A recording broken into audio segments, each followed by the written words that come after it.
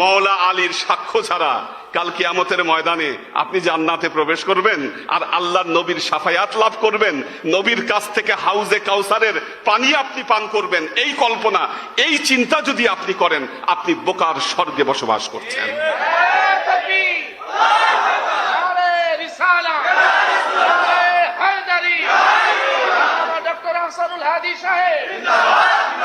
প্রথম সাক্ষ্য গ্রহণকারী, সাক্ষ্য যিনি দিয়েছিলেন তিনি ছিলেন মাওলা আলী আলাইহিস সালাম।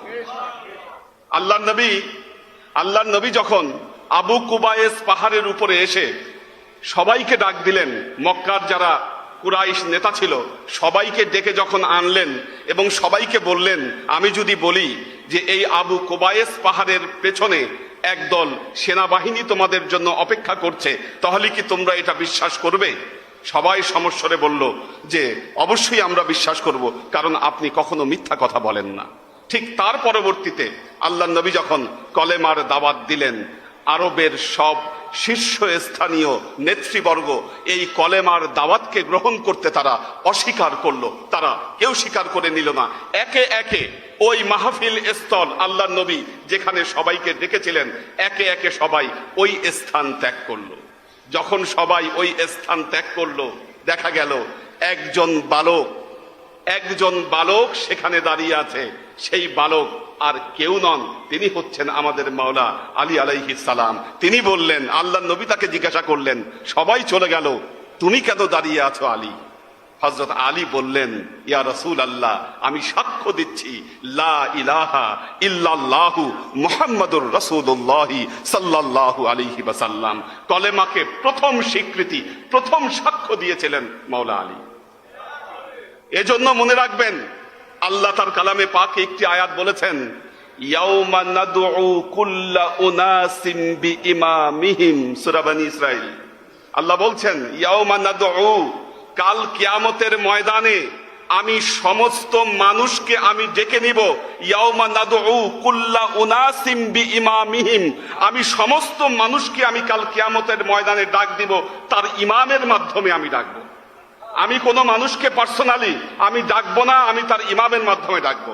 আজকে শায়েখ মুস্তাক আহমদ পাঞ্জাতনি, ওনার হাতে যারা বয়াত করেছেন, ওনার মাধ্যমে আল্লাহ তাদেরকে ডাকবেন কাল কিয়ামতের ময়দানে, যে পাঞ্জাতনির হাতে কারা বয়াত করেছো। এখন পাঞ্জাতনিকে জিজ্ঞাসা করা হবে, তা আপনি যে বয়াত পড়ালেন, আপনি কার কাছ থেকে এই বয়াতের এজাজত গ্রহণ করেছেন? উনি বলবে, আমি আমার শায়েখের কাছ থেকে আমি গ্রহণ করেছি। আমার শায়েখ কার কাছ থেকে করেছে? এইভাবে পরম্পরায় প্রত্যেক সাক্ষ্যের মূল যিনি থাকবেন তিনি হচ্ছেন মাওলা আলী আলাইহিস সালাম।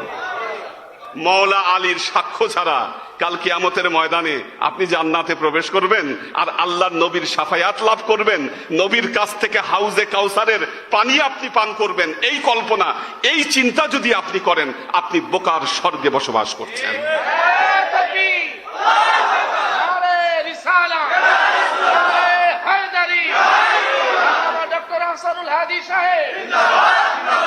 দেখুন, আল্লাহর নবী যেদিন হিজরত করছিলেন,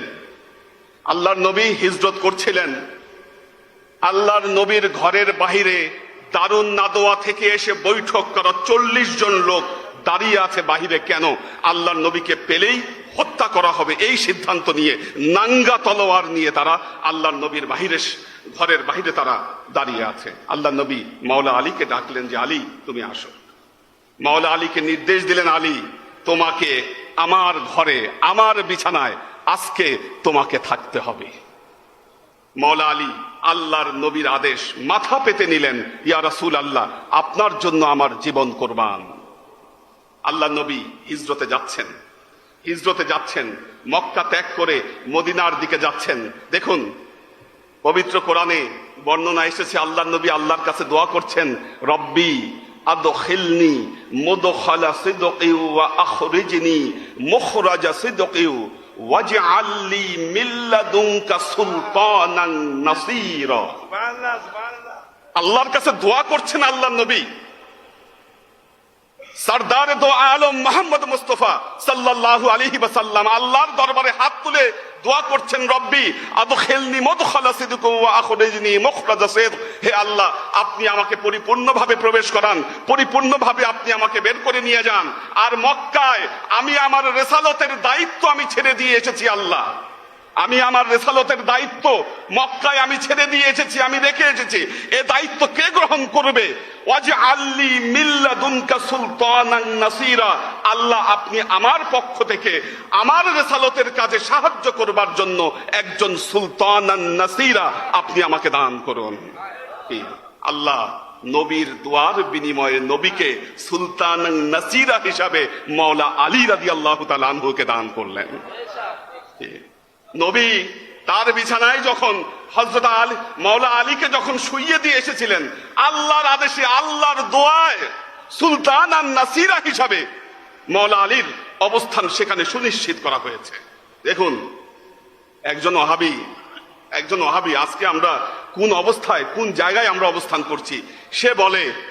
সে আমাকে বলল, এই যে একটা হাদিস আছে যে অল ফাতেমাতু সাইয়্যিদাতুন নিসা ফিল জান্নাহ ওয়াল হাসান ওয়াল হুসাইন সাইয়্যিদাতুশ শাবাব ফিল জান্নাহ। এই হাদিস নাকি জয়ীফ হাদিস, এটা নাকি জাল হাদিস। নাউজুবিল্লাহ। ওনার যুক্তি, এটা যদি সত্যি হবে তাহলে মাওলা আলী কই যাবে? মাওলা আলী থাকতে কিভাবে হাসান হোসেন জান্নাতের সর্দার হবে? কেন সর্দার হবে? মাওলা আলী থাকতে কেন ফাতেমা সর্দার হলো? তাহলে মাওলা আলীর অবস্থান কোথায় গেল? দেখুন, দুটো মাকাম আল্লাহ নবী স্থান, আল্লাহ তাআলা দুটো বিশেষ মাকাম দান করেছেন যার সাথে কারো তুলনা হয় না। একটি হলো মাকাম মাহমুদা। কি আমরা জানি আল্লাহ নবীর অবস্থান মাকাম মাহমুদা, যেই অবস্থানে কেউ পৌঁছাতে পারবে না, আল্লাহ তাকে, আল্লাহর পেয়ারা হাবিবকে মাকামে মাহমুদা আল্লাহ দান করবেন। আর মাওলা আলীকে যে মাকাম দান করবেন সেটি হলো সুলতানান নাসীরা। এরপরে যত মাকাম, সব মাকাম এই মাকামের নিচে অবস্থান করবে। দেখুন, আল্লাহর আশিক ও সালেক বৃন্দ, এই মুহূর্তে আমরা আজকের দিনে যদি মাওলা আলীকে ভুলে যাই, ইসলাম আমাদের ভেতর থেকে চলে যাবে, ইসলাম থাকবে না। ইসলামের নামে যা থাকবে তা ইসলাম নয়, তা ইহুদি খ্রিস্টানদের শিখিয়ে দেওয়া ইসলাম, তাদের ষড়যন্ত্রের ইসলাম কায়েম হবে যদি আমরা মাওলা আলীকে ভুলে যাই। দেখুন, সুন্নি মুসলমান, আমি বলবো আজকে বাংলাদেশে সুন্নি মুসলমানরা সবচাইতে ভালো সময় পার করছেন। তবে এই সুন্নি মুসলমানদের ভেতরে এখন একতা প্রয়োজন। আমাদের মধ্যে, আমরা যেমন ভালো সময় পার করছি, আমাদের সুন্নিদের মধ্যে একতার অভাব আছে। আজকে একজন ডাকলে আমরা আরেকজন যেতে চাই না। আমরা একটা অনুষ্ঠান কল করলে আমরা আরেকজন চিন্তা করি, না আমি তার অনুষ্ঠানে গিয়ে কি করব।